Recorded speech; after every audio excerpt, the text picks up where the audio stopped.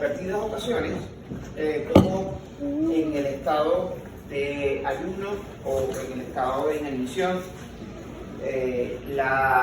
el control de la señalización está a cargo o es responsabilidad de las hormonas contrarreguladoras. Cortisol, crecimiento, glucagón. Como cuando hablamos específicamente del control insular, el control del metabolismo energético que se lleva a cabo por la producción del islote pancreático, aquí hay una disminución en la secreción de insulina producto de una disminución en los niveles de glucosa circulante en sangre, por ende una disminución del estímulo para la secreción de la insulina por parte de la célula beta pancreática, y esta inhibición permite entonces que la célula alfa pancreática pierda control, ese control negativo que ejerce la insulina sobre su secreción, y comienza entonces a secretar el glucagón. Una de las principales vías que van a ser estimuladas, una de las primeras vías que van a ser estimuladas, va a ser precisamente la degradación de los triglicéridos a nivel del tejido adiposo, mediado por la señalización hormonal, específicamente mediado por la señalización del glucagón, que va a promover que se produzcan una gran cantidad de ácidos grasos libres que son liberados al torrente circulatorio, y esos ácidos grasos libres pueden ser beta oxidados, esos ácidos grasos libres pueden ser utilizados el acetil-CoA para la síntesis de cuerpos cetónicos, esos ácidos grasos libres pueden ser reesterificados para ser enviados en forma de VLDL, o pueden ser reesterificados para su almacenamiento en el tejido hepático. Y hablábamos en las sucesivas clases de la importancia la importancia que tiene el acetil-CoA como regulador de la actividad enzimática en el hígado en este estado particularmente. O sea, cómo el acetil-CoA puede regular la actividad de la piruvato deshidrogenasa, cómo puede regular la actividad de la piruvato carboxisinasa, cómo puede regular la actividad de la PEC, y de esta manera pues regular el flujo metabólico en el tejido hepático. Ayer hablábamos cómo la proteólisis promovía entonces la liberación de los aminoácidos que se encuentran en el músculo, y cómo los esqueletos carbonados de estos aminoácidos son utilizados por el músculo para la síntesis de energía, y cómo el grupo amino es llevado a través del ciclo de la alanina hasta el hígado, y cómo ese grupo amino en la alanina es utilizado luego para el metabolismo y la generación de urea, y cómo el piruvato es utilizado para la gluconeogénesis. Y así entonces se conectan la proteólisis muscular con la gluconeogénesis.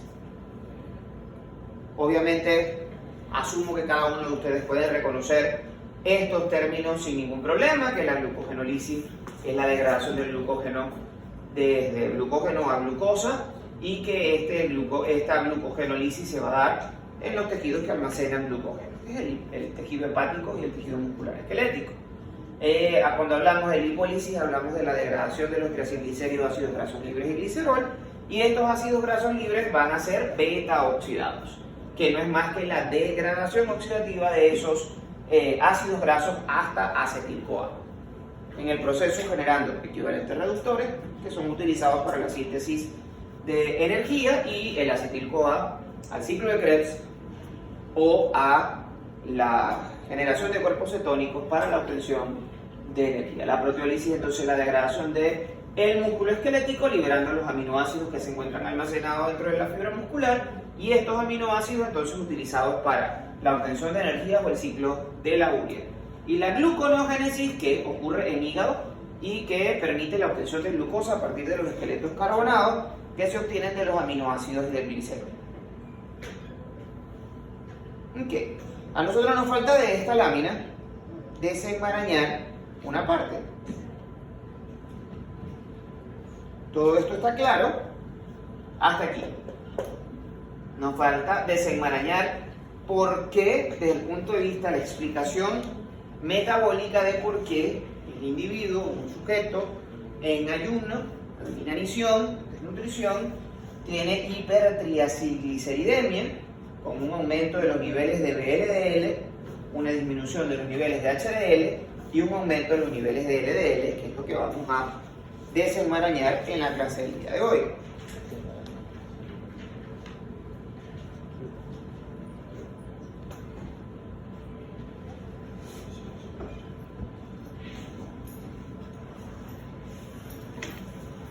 Ok, entonces recordamos y partimos siempre del mismo inicio, ¿no? Todo el proceso inicia desde la misma lipólisis inducida por las hormonas contrarreguladoras y la señalización de cada una de estas hormonas. Y como la lipólisis entonces promueve la liberación por parte del tejido adiposo de ácidos grasos libres y glicerol. Estos ácidos grasos libres, ya sabemos, como lípidos al fin, no pueden viajar libres o solos por la circulación, sino que se unen a la albúmina de manera más importante y viajan unidos a albúmina por el torrente circulatorio hasta el tejido hepático.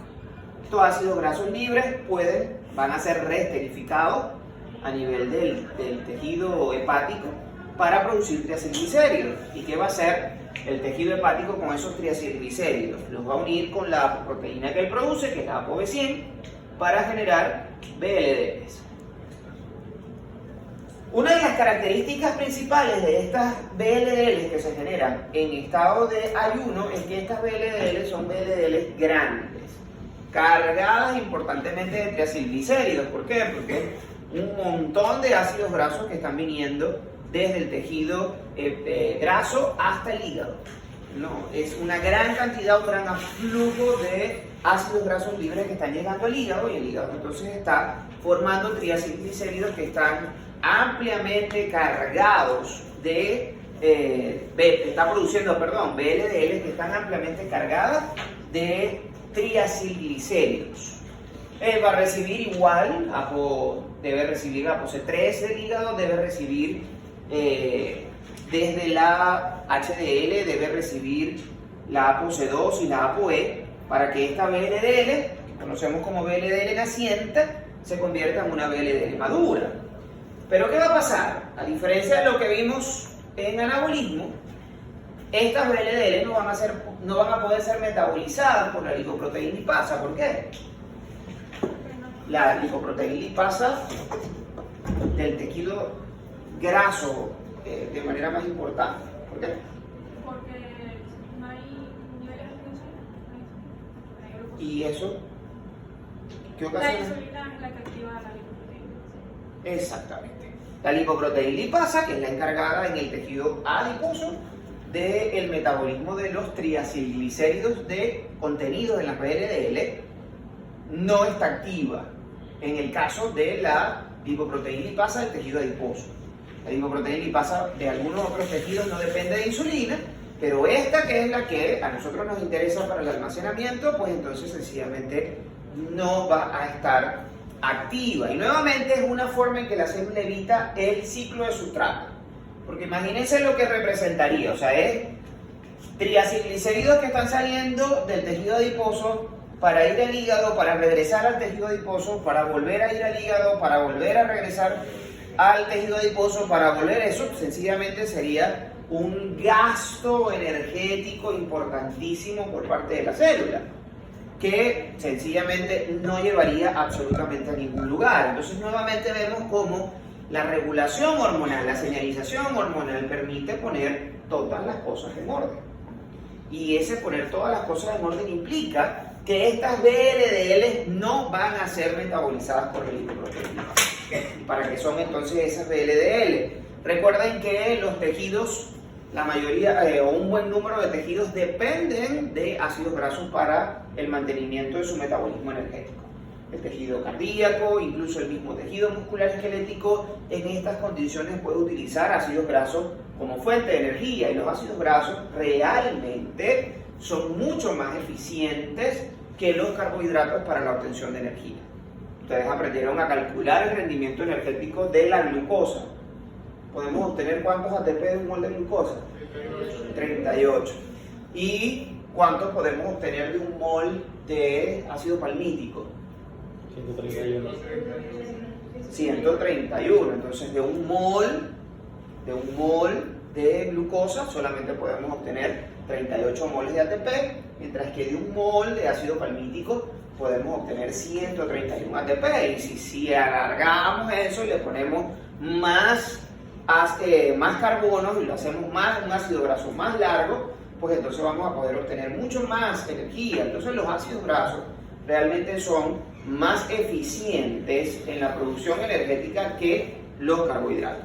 De forma relativa, en un sentido.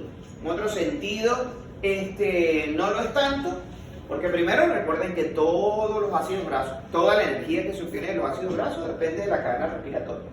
O sea que somos exclusivamente dependientes de oxígeno. Algunos tejidos no pueden trabajar de esa manera, por ejemplo la plaqueta. La plaqueta es un pedacito de célula, porque viene de...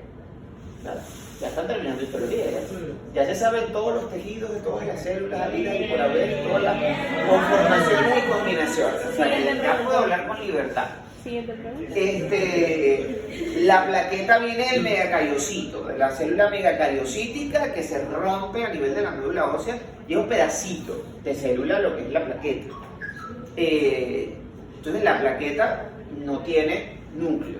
El eritrocito es una célula que, a pesar de que vive que transporta el oxígeno, es una célula que, para poder cumplir con su función, debe ser una célula hipóxica. Eso lo verán luego en fisio cuando vean curva de disociación de la hemoglobina, el efecto que el pH tiene sobre la afinidad de la hemoglobina por el oxígeno y cómo la necesidad de jugar con el pH, efecto Bohr y otra serie de efectos fisiológicos que se pueden explicar fácilmente desde un punto de vista, o más fácilmente desde un punto de vista molecular, pero no tengo tiempo. Obtenemos que el eritrocito es una célula hipóxica, es una célula que tiene un metabolismo anaeróbico. Obviamente el eritrocito no puede utilizar nunca un ácido graso para obtener energía porque llega hasta acetil-CoA, o puede llegar hasta CO2, pero nunca va a producir agua si no tiene oxígeno. Nosotros necesitamos ese oxígeno como el aceptor final de los equivalentes reductores para que se forme agua y nosotros podamos obtener energía. Así que si no tenemos oxígeno, no podemos utilizar ácidos grasos como fuente de energía. Ahí un problema. El otro problema es la generación de una mayor cantidad de CO2. Cuando mol a mol, un mol de ácido palmítico produce una mayor cantidad de CO2 que en cuanto a moles que un mol de glucosa. ¿Por qué? Porque tiene mucho más carbono.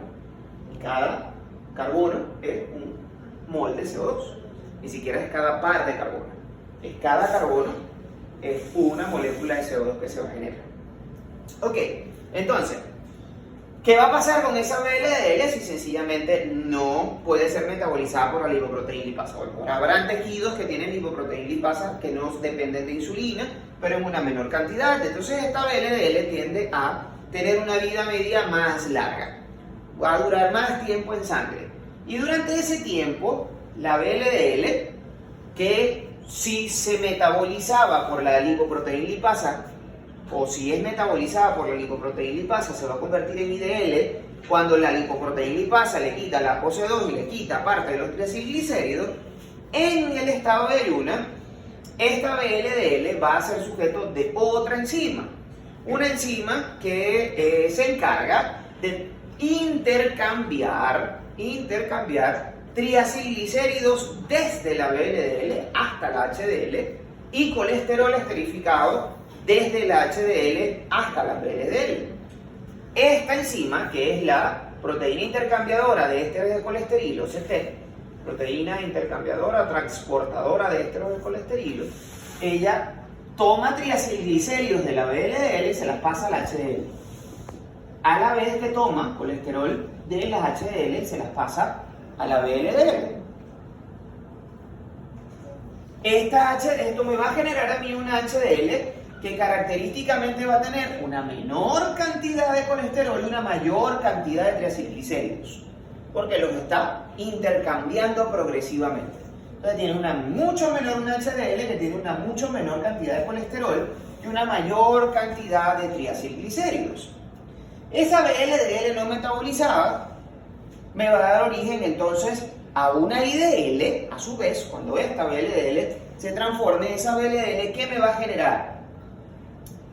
Perdón, por otro lado, estas IDLs que se van a ir generando también por el metabolismo de la lipoproteína lipasa, en menor proporción o en menor cantidad, también van a circular mayor tiempo por la periferia y también pueden ser sujetos de intercambio entre colesterol hacia las IDL y triacilglicéridos hacia la HDL. ¿Qué estamos haciendo? Le estamos quitando triacilglicéridos y le estamos dando colesterol a la que al final se va a convertir en ¿qué? IDL. ¿Eh? IDL. No, el final, en LDL, que al final se van a convertir en LDL. O sea, porque en lo que esta progresión siga y le siga quitando triacilglicéridos y le siga dando colesterol, va progresivamente aumentando la densidad. ¿Por qué? Porque el colesterol, recuerden, es una molécula que tiene 27 carbonos, pero en un espacio más pequeño. Entonces, el colesterol es más denso que los ácidos grasos. Entonces, en la medida en que la IDL va perdiendo ácidos grasos y va ganando colesterol, se va volviendo más densa. Se va volviendo cada vez más densa. Cuando pierde la ApoC y pierde la ApoB y se queda solo con la ApoB100, entonces se convierte en LDL. Pero es una LDL que ha sido muchísimo más, no solamente es que no ha sido sujeto o es el resultado de una sustancia que no ha sido sujeta de la hidrólisis de la lipoproteína lipasa, sino que es una molécula que ha perdido triacilglicéridos, pero no por hidrólisis, sino por intercambio. En la medida que ha ido perdiendo triacilglicéridos, ha ido ganando colesterol cada vez más. ¿Cuál va a ser el resultado final? El resultado final va a ser una LDL que tiene muy poquito triacilglicéridos y muchísimo colesterol en un espacio más pequeño, y por ende esa LDL es más pequeña, más densa, y tiene esa LDL más pequeña y más densa, tiene una mayor capacidad heterogénica porque tiene una mayor capacidad de migrar por los espacios intercelulares hacia el subendotelio, y allí en ese subendotelio es donde se va a oxidar, y allí es donde la va a captar el macrófago, y allí es donde va a aparecer la célula espumosa, y allí es donde va a dar inicio a la estría grasa para la formación de la placa aterosclerótica. Entonces, esta VLDL grande va a ir intercambiando triacilglicéridos, perdiendo triacilglicéridos y ganando colesterol en la circulación. Esta VLDL grande no metabolizada. Esta LDL grande va a perder la ApoC2 y se va a transformar en IDL, pero una IDL que tiene una mayor cantidad de colesterol y una menor cantidad de triacilglicéridos. De paso, nosotros tenemos una enzima que no fue aquí, fue en verano, que alguien me preguntó por esta enzima, la lipasa hepática. La lipasa hepática es una lipasa igual que la reacción catalizada es exactamente la misma, que es la lipoproteína lipasa, que es la degradación de los triacilglicéridos que se encuentran dentro de la IDL. Pero esta es expresada específicamente en el hígado, no es dependiente de insulina. ¿Por qué no la habíamos mencionado antes? Porque en estado de anabolismo esta enzima, aunque sigue siendo importante, no tiene tanta relevancia en el metabolismo de la lipoproteína cuando tenemos insulina y tenemos lipoproteína lipasa activa por todos lados. ¿Okay? Esta lipasa hepática también va a quitarle triacilglicéridos a las IDL y va a transformarlas en una HDL cada vez más pequeña y más densa. ¿Qué va a pasar con la HDL? La HDL también puede ser sujeta al metabolismo de la lipasa hepática. ¿Por qué ahora sí? Porque antes no. Porque antes no tenía triacilglicéridos. Antes, en lo que habíamos visto en anabolismo, la HDL capta el colesterol del tejido periférico y lo lleva de regreso al hígado. Todo bien. En LDL, ¿no? ¿Ah? Como HDL. HDL. Como HDL. Lo que Pero aquí no. Aquí el problema es que la ACTEP le ha estado quitando colesterol, ese colesterol que ella captó, se lo ha estado quitando y se lo ha estado cambiando por triacilglicéridos. De manera que la lipasa hepática, que no puede metabolizar la HDL, ¿por qué le va a quitar la HDL? Si la HDL tiene puro colesterol libre y esterificado, no hay triacilglicéridos para metabolizar el H, no había triacilglicéridos para metabolizar el HDL, pero aquí ahora esta HDL está llena de triacilglicéridos que se los ha venido intercambiando con la VLDL y con la IDL para transformarse en una sustancia que sí es metabolizable por la lipasa hepática, quitándole parte de esos triacilglicéridos y convirtiéndolo en lo que conocemos nosotros como HDL3, que son unas HDL más pequeñas, que pueden ser dializables, o sea que se pueden perder por riñón. Y esa es la razón por la cual, bueno, esas HDL también pueden ir a los tejidos periféricos y captar colesterol para regresarlo al hígado. Pero por todo esto que nosotros tenemos acá, unas VLDL que sufren intercambio con la HDL y pierden colesterol, generan una IDL más pequeña y una LDL más pequeña y densa, que también puede ser captado por el receptor de la HDL a nivel del hepatocito, luego de mucho tiempo, de una HDL que también puede ser captada por el hepatocito. Pero ¿qué pasa con esa HDL? Que esa HDL chiquitica pasa por riñón. Y esa HDL chiquitica la podemos perder, la ApoA, sobre todo cuando la ApoA se queda sola, cuando simplemente hay ApoA porque se le ha quitado todos los triacilglicéridos, se le ha quitado todo el colesterol, esa ApoA puede ser dializable, la podemos perder por orina. Y eso es lo que genera esa configuración del perfil lipídico en ayuno, de triacilglicéridos elevados, con VLDL elevada, con VLDL cargadas de lípidos grandes, con una disminución de los niveles de HDL colesterol y un aumento de los niveles de LDL colesterol. Preguntas.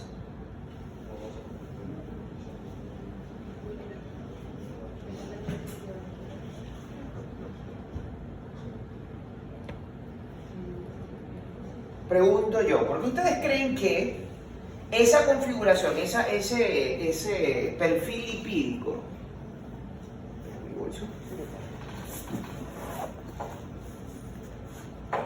No sé qué tanto pueden servir.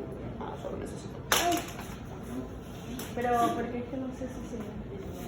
Lo tengo aquí en las notificaciones. Este sirve. Gracias. Ajá, nosotros habíamos dicho que lo característico es que en ayuna hay un aumento de los niveles de triacilglicéridos, hay un aumento de los niveles de VLDL, hay un aumento de los niveles de LDL, y estas LDL se caracterizan por ser pequeñas y densas, y una disminución de los niveles de HDL. ¿Ok? Eso ocurre en un individuo que está en ayuno prolongado. O sea, si a ustedes se les ocurre la idea de hacer una huelga de hambre, esto va a pasar. Esto va a pasar porque esto es lo que ocurre de manera fisiológica. A todas estas, ¿cuál es el propósito? Los tejidos necesitan ácidos grasos para subsistir, el hígado tiene que producir azúcar para el tejido, glucosa para el tejido, el funcionamiento del tejido nervioso y de los tejidos glucodependientes, pero esto puede ocurrir de manera natural. Ahora bien, este perfil lipídico que ustedes están viendo acá es el perfil lipídico del diabético.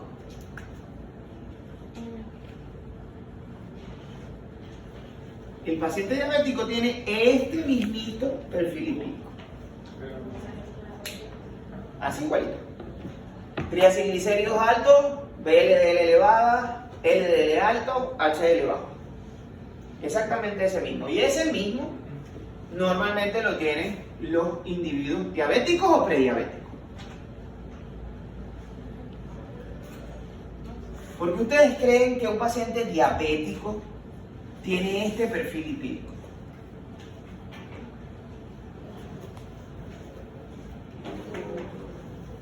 La sensibilidad de la insulina que genera, o sea, los receptores de insulina que no sé. ¿Qué pasa con los receptores de insulina? O sea, ¿cómo hace el colesterol?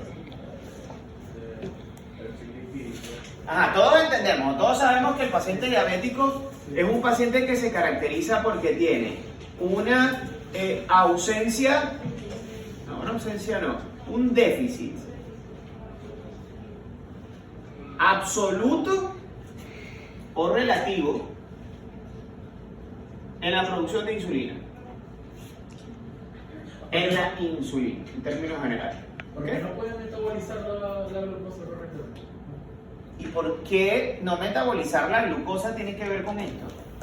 Porque si no metaboliza la glucosa queda aislada, entonces los ácidos grasos quedan, o sea, no pueden ser metabolizados tampoco. Bueno, Si la glucosa no puede ser metabolizada, porque no, o sea, no puede volverse glucosa. ¿No? O sea, no se vuelve glucosa porque no llega, o sea, ¿cómo decirlo? yo les voy a pintar el panorama completo. Aparte de esto, el paciente diabético se caracteriza porque tiene hiperglicemia o hiperglucemia. ¿Ok? Tiene hiperglucemia. ¿Entendemos este concepto? Todos entienden el concepto. Hiperglucemia. Hiperglucemia. Todo el mundo entiende. Hiper es el prefijo que usamos para alto, para decir que algo está alto. Glut es la raíz de glucosa. La raíz de la palabra glucosa. Y emia, relativo a la sangre.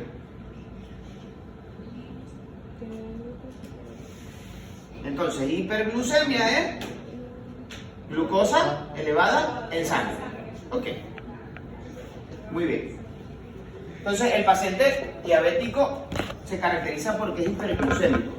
Y ese paciente diabético es hiperglucémico a pesar de que no coma nada. ¿Por qué? Bueno, porque ¿qué debería pasar en un individuo normal? En un individuo normal, una persona normal, no ha comido, por ende, la producción de insulina es baja.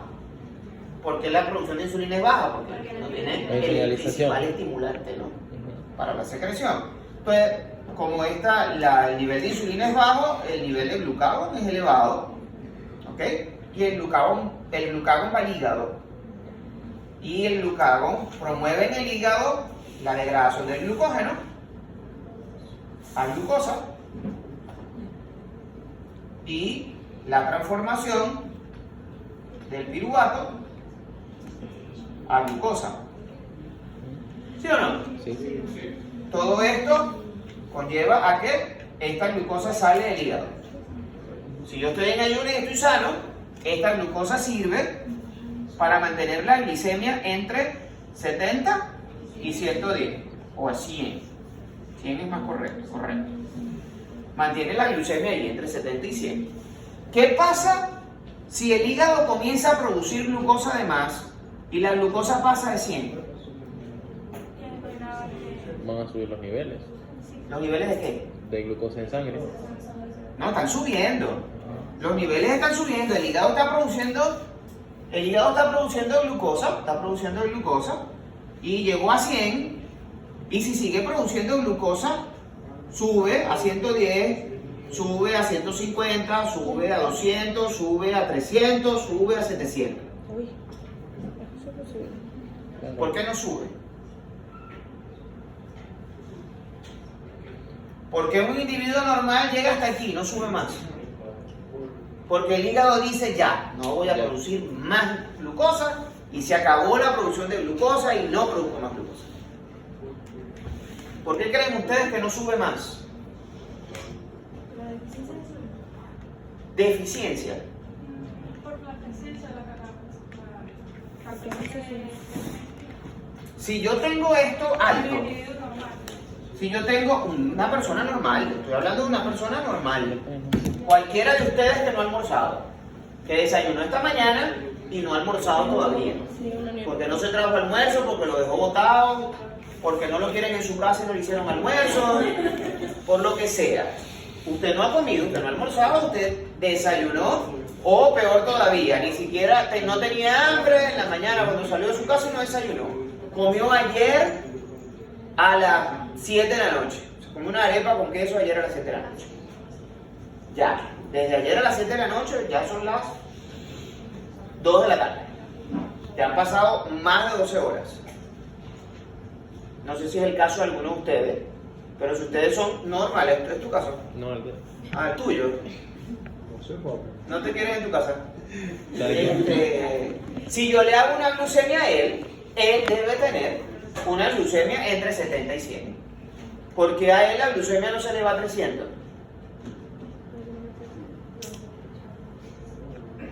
Porque él mantiene la glucemia en 70 y 100. ¿Qué va a pasar si esta glucemia pasa a 120?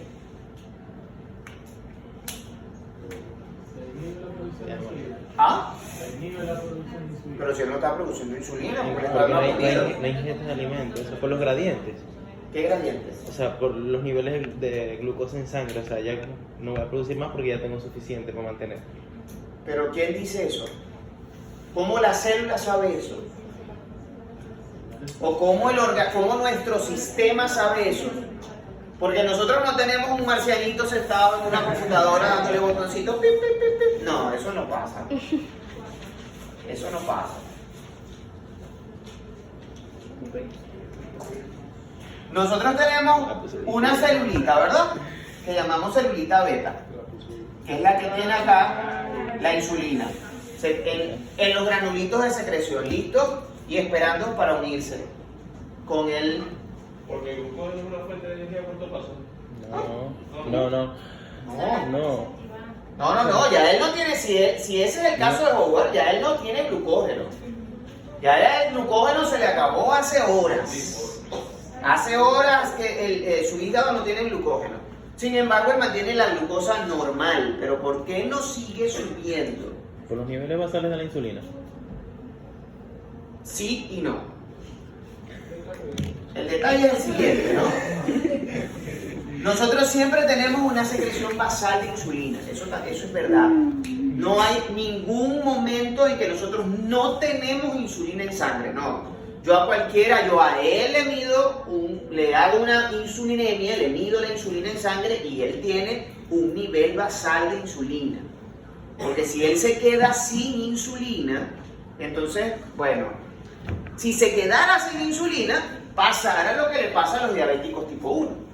A él no le pasa lo que le pasa a los diabéticos tipo 1 porque él tiene insulina, porque él la produce. ¿Okay? Entonces, ¿qué pasa? Que este señor que está acá tiene un transportador de glucosa que se llama GLUT2. ¿Ok? ¿Qué pasa? Que la glucosa cuando pasa por el vaso sanguíneo de la célula beta pancreática y la glucosa está en 70, no pasa por aquí. ¿Por qué? Aquí nadie está hablando de sintetizar nada. Aquí nadie está sintetizando nada. Aquí sencillamente el KM del gluten, ustedes se lo saben. ¿Cuánto es el KM del gluten?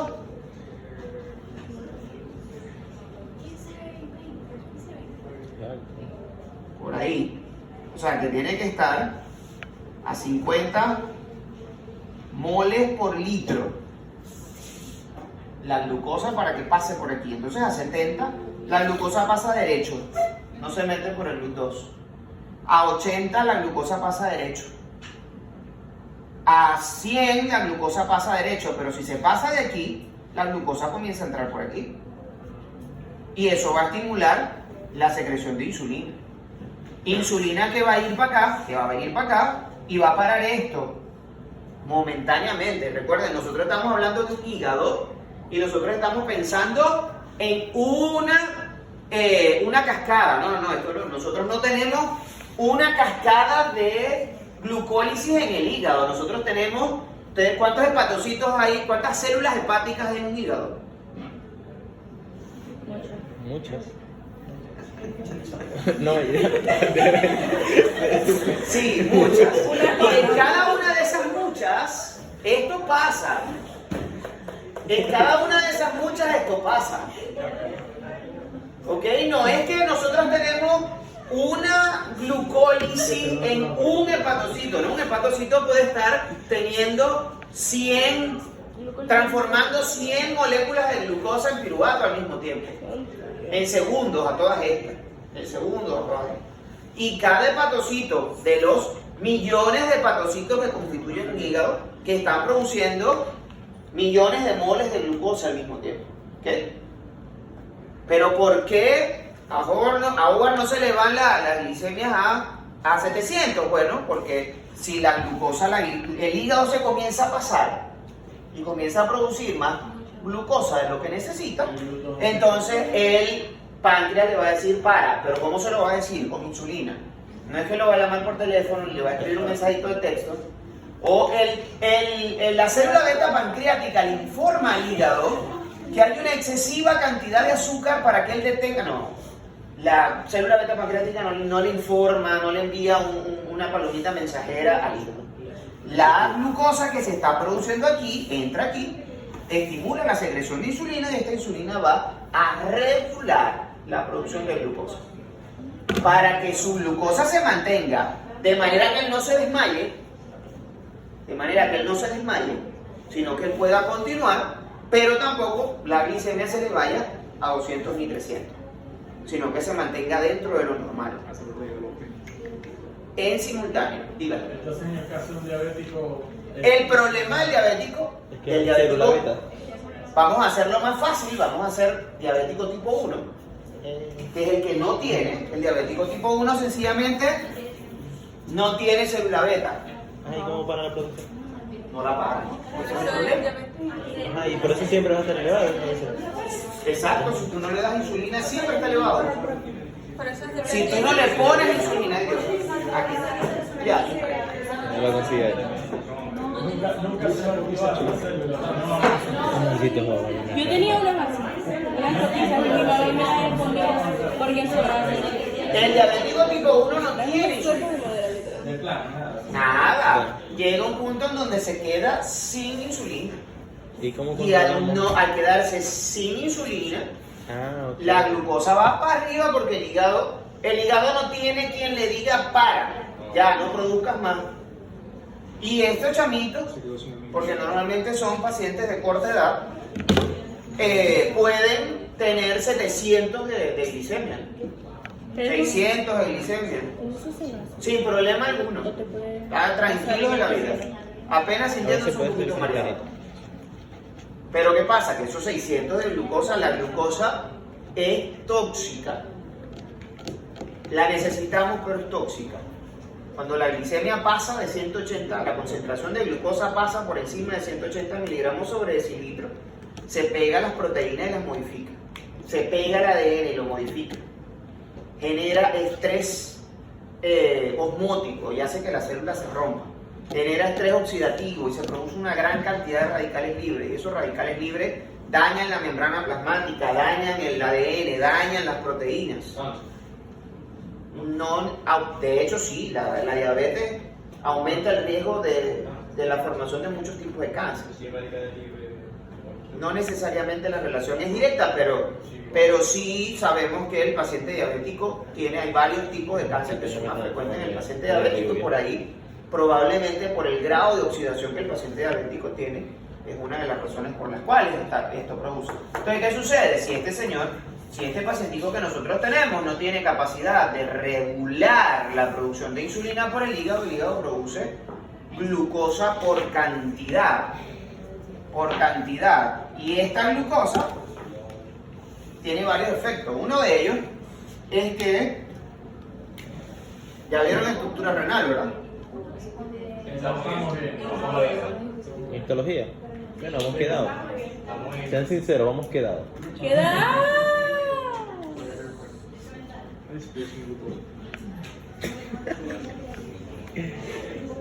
No fue por eso también engordan la gente. ¿Qué? Por eso también algunos diabéticos engordan y sufren de infarto. Como parte del... No, la relación es al revés. Ahí el paciente engorda, por engordar se vuelve diabético. Y por ser diabético aumenta el riesgo de sufrir enfermedades cardiovasculares. En el caso del paciente diabético tipo 1, normalmente el tipo 1 es chiquito y delgado. ¿Por qué? Porque esta no tiene insulina. Y la insulina es la que promueve la formación del tejido adiposo que nadie quiere. Y por eso es que es la dieta cetogénica. ¿Cuál es el principio de la dieta cetogénica? No producir insulina. Si yo no como carbohidratos, si yo solo como proteínas y grasas, la cantidad de secreción de insulina va a ser muy poca. Como no hay secreción de insulina, entonces promuevo la lipólisis. Y esa lipólisis lleva a que los cuerpos, los ácidos grasos lleguen al hígado y se beta-oxiden. Y produce el aliento cetónico. ¿Por qué se produce cetona? Que se elimina por el aire expirado. Y por eso se les dice dietas cetogénicas, porque producen cetosis. O sea, que más bien un paciente diabético tipo 1 rebaja de golpe, ¿no? No engorda. El paciente diabético tipo 1 no engorda, y cuando empieza, o sea, el chamo nace produciendo insulina, llega un punto en donde por una reacción cruzada produce anticuerpos contra la célula beta y la destruye. Cuando él se queda sin insulina, comienza a perder peso. Las características clínicas del paciente diabético descompensado de pérdida de peso o son polifagia, polidipsia y poliuria. Además que algunos dicen que también produce polvito en la piel. Y en caso de diabético tipo 2, ¿cuál sería la diferencia en su organismo del diabético tipo 1? Bueno, el diabético tipo 2 tiene y empieza con una resistencia a la insulina, o sea, empieza porque el tejido adiposo se vuelve, o sea, empieza con un problema de peso. Eso sumado a una susceptibilidad genética que puede ser mayor o menor grado dependiendo de qué tan malos genes tiene. Eso, o sea, la enfermedad, eso se lo van a preguntar mucho. La diabetes es una enfermedad genética, no, la diabetes no es una enfermedad genética, no es una enfermedad hereditaria, estrictamente, es lo que se llama enfermedades multifactoriales. Pero sí sabemos que existe una susceptibilidad genética, que hijo de diabético tiene más riesgo de desarrollar diabetes. Pero la relación no es lineal.